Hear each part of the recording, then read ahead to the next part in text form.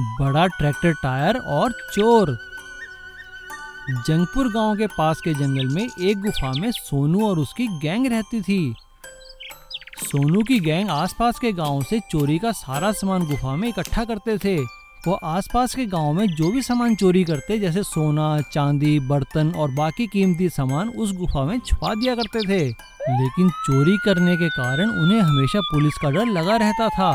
लेकिन जंगपुर और आसपास के गांव में चोरियां बढ़ने के कारण पुलिस वहां पे दबिश देने लगी और उन्होंने सोनू गैंग के एक दो चोरों को पकड़ भी लिया था।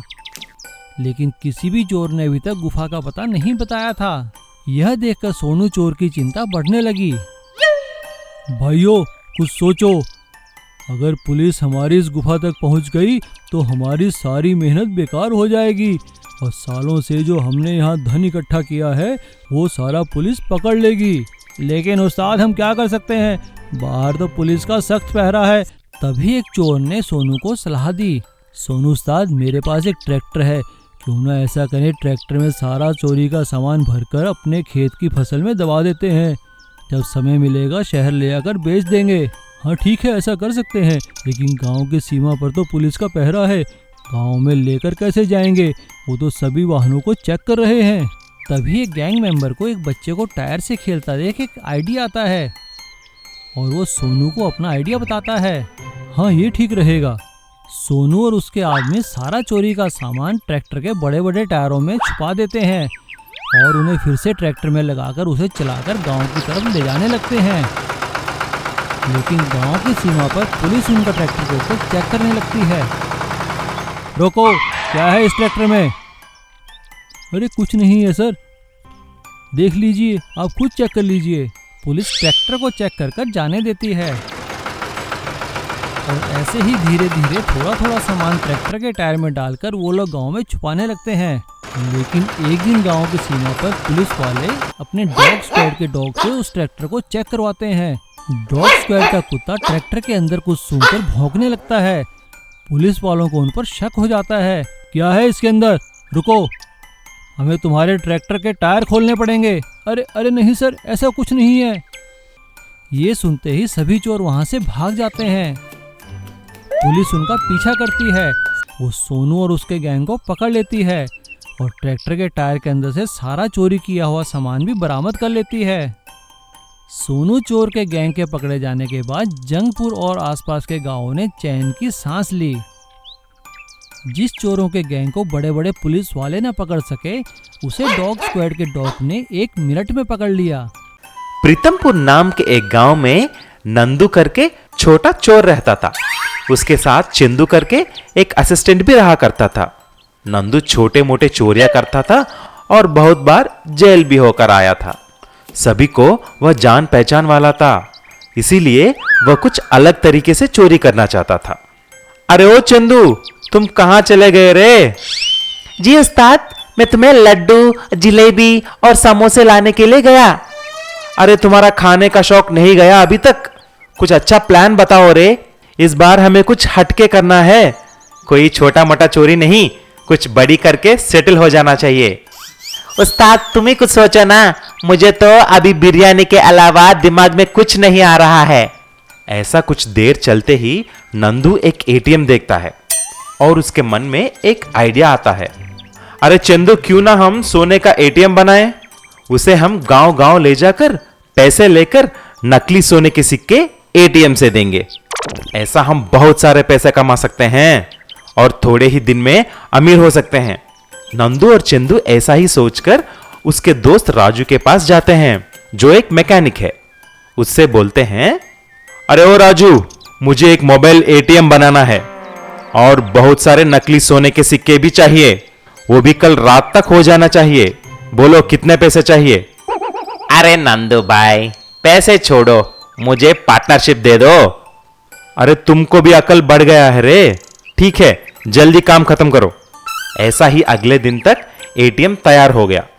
नंदू उसके अंदर जाकर बैठ जाता है और चंदू एक गांव जाकर ऐसा बोला, सुनो सुनो गांव वालों, हमारा मैजिक बैंक ये सोने का एटीएम शुरू किया है। इसमें मार्केट रेट से बहुत कम में ही आपको सोने का सिक्के मिलेंगे। ये एनुअल ऑफर है और कुछ ही दिन में बंद हो जाएगा, इसीलिए आप जल्दी इस्तेमाल कर लो। आओ आओ सोना खरीदो, सोना। ऐसा बोलते ही वहां पर सोने के लिए लंबी लाइन लग जाती है। सारे गांव के लोग आकर पैसे एटीएम में डालकर सोने के सिक्के लेके गए। ऐसा ही चंदू गांव गांव एटीएम को घुमाकर बहुत सारे पैसा इकट्ठा किया। अंदर बैठा नंदू से चंदू ऐसा पूछा, उस्ताद कितने पैसे आए? अरे बेवकूफ, पैसा गिनता रहूंगा क्या? जल्दी बॉर्डर पार कर दो ताकि हम शहर जा सकें। इतने में एक आदमी सोने के सिक्के लेकर गोल्ड शॉप चला गया और सिक्के से एक हार बनाने को बोलता है। लेकिन वो शॉप का मालिक ऐसा बोलता है, हा हा हा, अरे बुद्धू, किसने दिया है तुम्हें ये सिक्के? इसको तुम लोहे वाले के पास लेके जाओ और लोहे का हार बनाओ। ये बात सुनकर उस आदमी को पता चल जाता है कि वह नकली सोने के सिक्के हैं। तभी उसने तुरंत पुलिस को फोन करके सारी बात बता देता है। जब नंदू और चंदू गांव के बॉर्डर पास करने ही वाले थे, पुलिस वहां आकर चंदू को पकड़ लेता है। और जब पुलिस इंस्पेक्टर एटीएम खोलता है, उसमें नंदू को देखकर चौंक जाता है। तभी पुलिस चंदू और नंदू को गिरफ्तार कर नकली सोने के सिक्के बेचने के इल्जाम में जेल में डाल देते हैं। भूमिगत गोल्डन ऑटो। बीमापुर नाम के एक गांव में रेसिंग राजू करके एक आदमी रहता था। वह छोटी मोटी बाइक रेसिंग लगाकर सबसे पैसे लेता था और फिर उन्हीं में से कुछ पैसे प्राइज मनी के रूप में जीतने वाले को देता था। ऐसा ही उसने बहुत पैसे कमाया। एक दिन गांव के बड़ी प्लेग्राउंड में उसने एक बड़ी रेस का आयोजन किया। उसमें भाग लेने के लिए कुछ लोग अपनी रेसिंग बाइक्स लेकर आए। आइए भाई, अभी यहाँ एक बहुत बड़ा बाइक रेस होने वाली है। जो भी जीतेगा उसको 1 लाख की इनाम मिलेगा और नेशनल रेसिंग चैंपियनशिप में भाग ले सकते हैं। आप बहुत फेमस हो जाओगे। भाग लेने के लिए सिर्फ 50,000 भरना है। इसके बाद सुनकर और भी लोग रेसिंग में भाग लेने के लिए आ जाते हैं और रेस शुरू हो जाती है। कुछ देर के बाद जब रेस हो गई, राजू ने जीतने वाले को 1 लाख का इनाम दिया। लेकिन वहां पर एक पुलिस ऑफिसर आ जाता है और ऐसा बोलता है, अरे रेसिंग राजू, क्या बात है? आज तुम्हारी बहुत अच्छी कमाई हुई है ना? कितने बार बोलना चाहिए कि रेसिंग गैर कानूनी है और मेरे इलाके में यह सख्त मना है। अगली बार इधर देखा तो सीधा अंदर कर दूंगा और तुम जेल में सड़ोगे। अरे ठीक है सर, ये दोबारा नहीं करूंगा, मुझे माफ कर दो। कुछ दिन के बाद राजू फिर और एक रेस आयोजन करने के लिए सोचता है, लेकिन इस बार अंडरग्राउंड मैदान में रेस लगाने के लिए सोचता है ताकि पुलिस से बच सके। और कुछ दिन मेहनत करके एक विशाल अंडरग्राउंड मैदान बना देता है। वह ठीक उसके गांव के मैदान के नीचे ही थी।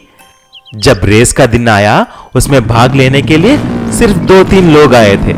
लेकिन तभी उसके पास एक ऑटो वाला भी आ जाता है और ऐसा बोलता है, राजू भाई, तुम ओके कर दोगे? तो मैंने मेरा नया गोल्डन ऑटो लेकर आया हूं रेस में भाग लेने के लिए। अरे ये बाइक रेस है ना भाई, ऑटो कैसे चलाओगे उतने स्पीड में? अरे राजू भाई, मेरा नया गोल्डन ऑटो में नाइट्रोजन बूस्टर लगा दिया है। देखना, रेस में मैं ही जीतूंगा। ऐसा राजू उस गोल्डन ऑटो वाले को भाग लेने के लिए बोलता है और पैसा लेता है। सब बाइक वालों से भी पैसे लेकर रेस को एक झंडा हिलाकर शुरू करता है और देखते ही देखते गोल्डन ऑटो प्रथम आ जाती है और सब लोग चौंक जाते हैं। लेकिन बाहर इस रेस के बारे में पता चलते ही पुलिस वाला गांव के ग्राउंड में आ जाता है। वहां पर कुछ झाड़ुओं को हटाकर देखा तो नीचे एक दरवाजा दिखता है। उसको उठाकर अंदर गया तो वहां पर रेसिंग राजू और बाइक रेसर्स भी दिखाई देते हैं। क्यों रे रेसिंग राजू, तुमको कितने बार बोला, लेकिन तुमको अकल नहीं आया।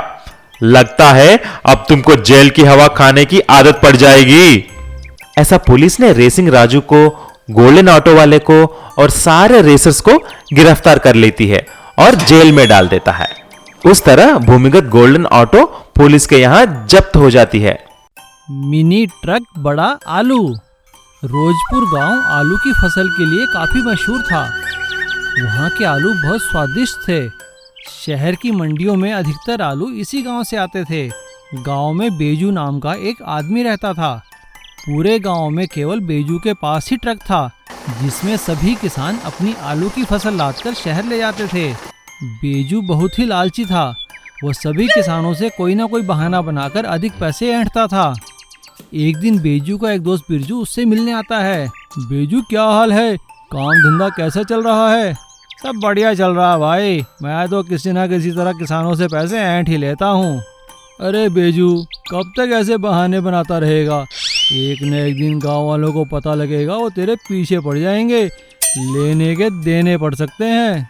अरे तो तू ही बता बिरजू, मैं क्या करूं? तू एक काम कर, किसानों से आलू के तोल के बजाय गिन के पैसे मांगा कर। उनको बोल दे एक आलू के 2 रुपए लगेंगे, फिर देख तेरी कैसे कमाई होती है। बेजू बिरजू की बात मान जाता है और सभी गांव वालों की मीटिंग करके उनके साथ एग्रीमेंट बना लेता है कि एक आलू शहर पहुंचाने के 2 रुपए लगेंगे।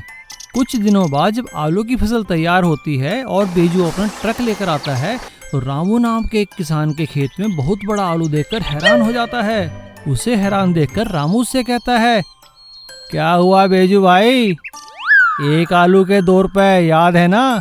हाँ रामू, मुझे याद है, चलो ला दो अपना आलू। और बेजू रामू का आलू लादकर शहर ले जाता है, लेकिन उसे सिर्फ 2 रुपए ही मिलते हैं, जिससे बेजू का काफी नुकसान हो जाता है। अब रामू को देखकर गांव के सभी किसान बड़ा आलू उगाने लगते हैं और बेजू के मिनी ट्रक में एक समय में एक ही आलू आता है। इससे बेजू का काफी नुकसान होता है, क्योंकि एग्रीमेंट के अनुसार उसे शहर में आलू ले जाने के सिर्फ 2 रुपए मिलते हैं। अपना नुकसान होता देखकर बेजू किसानों से माफी मांगता है। अरे भाइयों, मुझे माफ कर देना, मैंने आप लोगों को काफी ठगा है। मैं आप लोगों से गलत पैसे वसूल करता था, लेकिन आप लोगों ने बड़ा आलू उगाकर मुझे सबक सिखा दिया है। आप मुझे माफ़ कर दें। अब मैं हमेशा ईमानदारी से काम करूंगा और आपका सामान सही किराए पे सही सलामत शहर पहुंचाया करूंगा। सभी किसान बेजू की बात मान लेते हैं और 2 रुपए वाले एग्रीमेंट को ख़त्म कर देते हैं और इधर बेजू ईमानदारी से अपना काम करने लगता है। Please subscribe.